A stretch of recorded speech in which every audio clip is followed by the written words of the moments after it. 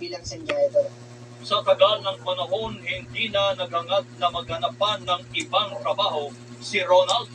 So, bago ako nakapasok sa NAIA Terminal 2, may mga trabaho po ako napakahirap ng mga kasi wala po akong pinag-aralan, construction worker, nagboboteldyaryo. Gusto ko sana makapagtapos ng pag-aaral ko dahil sa sobrang hirap ng aking mga magulang, hindi na po ako nakapag-aral kasi bata pa lang ako, kami mga kapatid ko. Nagsiksik na kami sa trabaho. Labis naman ang pagmamahal na ipinamalas ni Ronald sa kanyang trabaho, kasama na rito ang magandang pakikitungo sa mga kasamahan at mga pasahero ng eroplano. Kailangan marunong akong mag-English. Kasi puro foreigner nandun Hindi ako natuto. Hindi pwede na nag-release ka lang. Kailangan magpapakumbaba ka.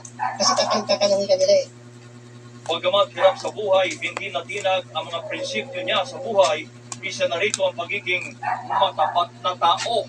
Natin. Hindi siya nag-aatubiling ibalik o isoli o i-return sa lost and found.